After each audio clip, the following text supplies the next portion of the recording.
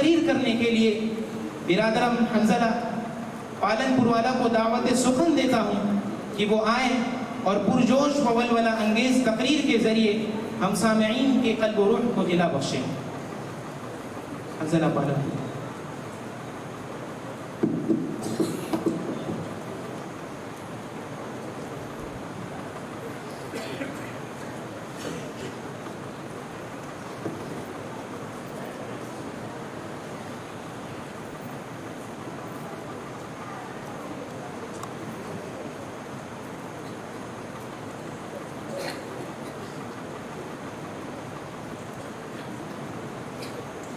السلام علیکم ورحمۃ اللہ وبرکاتہ۔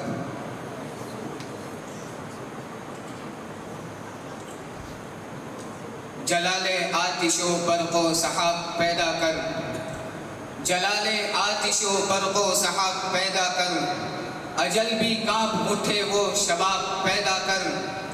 تیرے خرام میں ہے زلزلوں کا راز نہاں، ہر ایک کام پر ایک انقلاب پیدا کر۔ تو انقلاب کی آمد کا انتظار نہ کر، جو ہو سکے تو ابھی انقلاب پیدا کر۔ ہم سب کے مشفق و مربی حضرت والا دامت برکاتہم العالیہ، معزز اساتذہ کرام، پردہ نشین خواتین اور سرفروشان خیر الانام،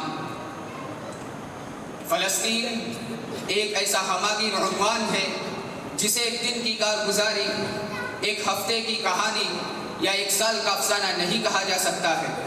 یہ ایک صدی کی داستان دل خراش ہے، جس میں خوشی کے شادیانے بھی ہے اور ماتم کی آہیں بھی، جہاں یأس و قنوط کی گنگور گھٹائیں بھی ہے اور آس و امید کی جاں فضا کرنے بھی، ظلم و ستم کی آتش نمرود بھی ہے اور بے خطر آگ میں کود پڑنے والا عشق ابراہیم بھی۔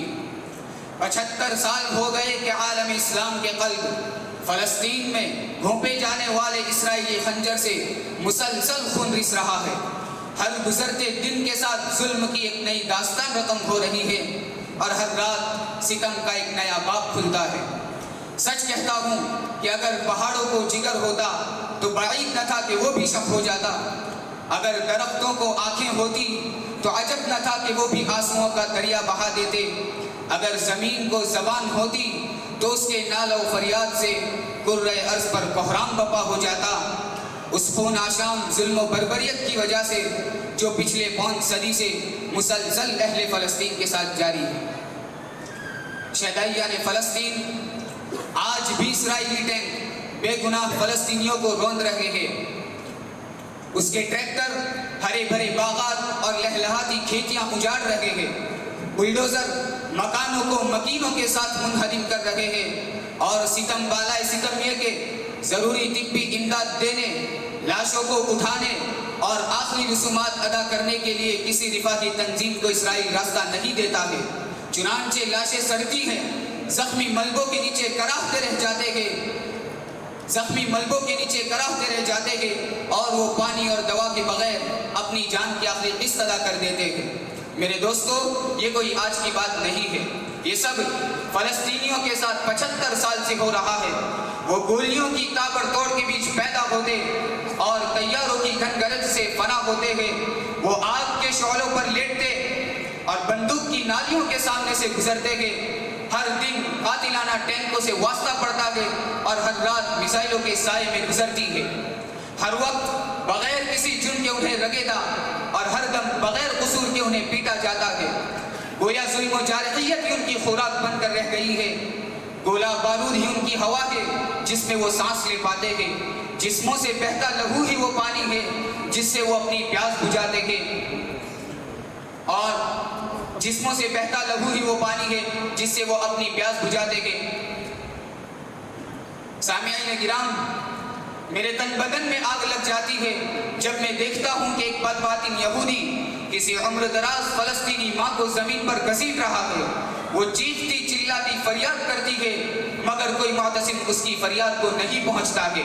میں تڑپ جاتا ہوں جب ایک فلسطینی نوجوان بہن کی عفت اور عصمت بدبودار یہودی کے ہاتھوں پامال ہونے کی خبر سنتا ہوں اور جواب میں کسی محمد بن قاسم کو نہیں دیکھتا ہوں۔ ننھے منھے معصوم بچوں کا سر دیوار پر مارے جانے کے مناظر دیکھ کر خون کھول اٹھتا ہے، مگر افسوس کہ دور دور تک کوئی ایوبی نظر نہیں آتا۔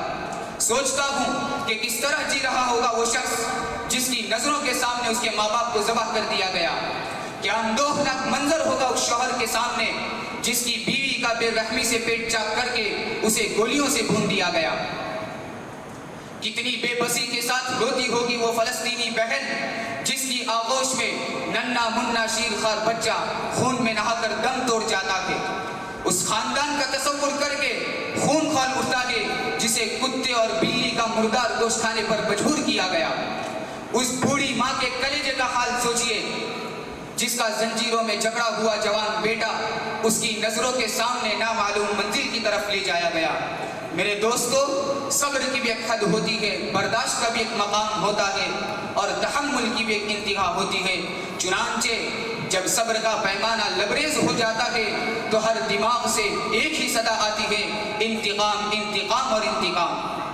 ہر اس پھول کا انتقام جسے عین بہار میں نوچ لیا گیا، ہر اس کلی کا انتقام جسے بلا وجہ مسل ڈالا گیا، ہر اس بہن کا انتقام جسے بے عزت کیا گیا، ہر اس بڑے ماں باپ کا انتقام موت کے وقت جن کی آنکھوں میں بے بسی کے آنسو تھے۔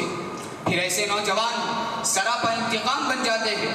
وہ سوچتے ہیں کہ اگر فلسطین کی مقدس سرزمین کی حفاظت کی خاطر اگر خون لینے اور دینے کا عہد نہ کیا گیا تو خوبصورت پھلواریاں اسی طرح ویران ہوتی رہیں گی، گھر اجڑتے اور قبرستان آباد ہوتے رہیں گے، آزادی پامال اور عزتیں خراب کی جاتی رہے گی۔ یہودی دہشت گرد درندگی کا پیکر بن کر حملہ آور ہوں گے، کوئی جو بائیڈن ان کے لیے بموں اور میسائلوں کی کھیپ بھجوائے گا، کوئی نیتن یاہو ہمیں غیر مسلح کرنے کا مطالبہ کرے گا، اور عالم برادری حق کے دفاع کے نام پر اسرائیل کو حملوں کی اجازت اور ہمیں دہشت گرد کا لقب دے گی۔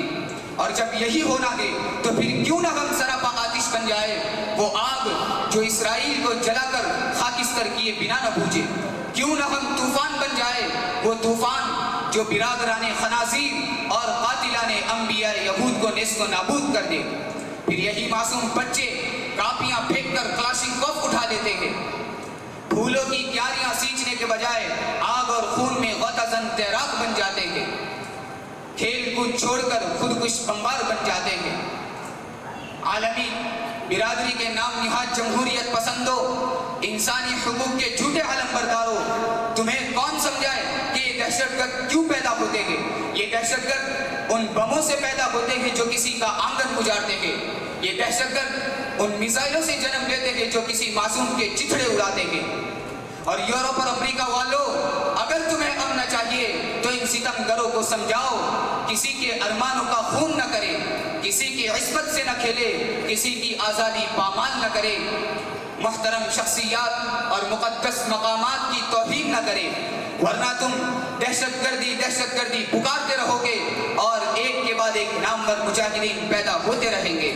بن لادن، عز الدین القسام، شیخ یاسین، محمد السیف، اسماعیل ہانیہ، یحییٰ سنوار اور ابو عبیدہ جنم لیتے رہیں گے اور غیرت و وفا کی تاریخ رقم کر کے امر ہوتے رہیں گے۔ ہمارے پھر امامت کے پلٹ کر دور آئیں گے، ہمارے پھر امامت کے پلٹ کر دور آئیں گے، مصلی تم بچھاؤ گے، نمازیں ہم پڑھائیں گے۔ یہ بولا پنجوں پر ہو کر کھڑا مکتب کا ایک بچہ، لگے گی ایک کو گولی تو 100 سنوار آئیں گے۔ حماس کے مجاہدین نے ایک بار پھر دکھا دیا کہ شیر ابھی زندہ ہے، چنگاری ابھی خاکستر میں بجھی نہیں ہے، بلکہ اب تو شعلے جوالہ بن کر تل ابیب کے خبیثوں کو جلا رہی ہے۔ وہ بندروں اور خنزیروں کی اولاد، اب تم اپنی خیر مناؤ، اب ہم وہی بات کہتے ہیں جو پیغمبر خندق صلی اللہ علیہ وسلم نے غزوہ احزاب کے بعد کہی تھی کہ الآن نغزوہم ولا یغزوننا، کہ اب ان کے دن لد گئے، اب ہم ان پر چڑھائی کریں گے۔ شہدائیان فلسطین، جی چاہتا ہے کہ فلسطین و غزہ کے ان اولو العزم مجاہدین کی خدمت میں سلام عقیدت پیش کروں۔ خودداری کے ساتھ جمے رہنے اور دشمنوں کے دانت کھٹے کر دینے والے جوانوں کو سلام ہے، جن کے مضبوط بازوؤں پر نہ آتش و آہن نے اثر دکھایا، نہ ترغیب و ترہیب کے ہتھ کنڈوں نے ان کے حوصلے کو پست کیا، نہ وہ ناکامی و نامرادی کے طوفان سے گھبرا کر ایک طرف کو جا بیٹھے، نہ اپنوں کی خیانتوں سے بددل ہوئے، نہ غیروں کی فریب دہی کے جال میں پھنسے۔ پائیدار اصولوں اور شجاعانہ کارروائیوں پر مضبوطی سے ڈٹے رہنے والوں، مجد و شرافت کی بنیاد ڈالنے والوں، اپنے پاکیزہ لہو اور گرم گرم آنسوؤں سے امت کی تقدیر لکھنے والوں، تماش بینوں کے درمیان شعلہ بکف رہنے والوں، تمہیں اس دور افتادہ ہندی کا سلام پہنچے۔ کہو میرے دوستو، سلامتی ہو غزہ کے ان مجاہدین پر جنہوں نے اپنے پاکیزہ لہو سے اسلام کے شجر طوبہ کو سینچنے کا عزم کر رکھا ہے۔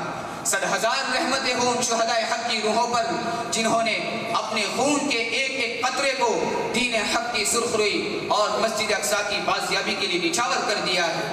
لاکھوں سلام شوق پہنچے ان معصوم نونہالوں پر جنہوں نے مبارک سرزمین کی حفاظت کی خاطر اپنی معصوم جانوں کا نذرانہ پیش کر دیا ہے۔ آج حماس کے مجاہدوں کو دیکھ کر عالم اسلام کا بچہ بچہ کہہ رہا ہے کہ اے مسجد اقصیٰ، تجھے عزت بخشنے والے کی قسم، تیرے بیٹے تجھے واگزار کرانے کے لیے جان کی بازی لگا کر رہیں گے۔ اگر تجھ تک نہ پہنچ سکے تو تیرے گرد اپنے خون اور جسم سے ایسی بار ضرور تعمیر کر دیں گے جسے پار کرنے میں دشمنوں کی ساتھ نسلیں فنا کے گھاٹ اتر جائے گی۔ وآخر دعوانا الحمدللہ رب العالمین۔ تکبیر!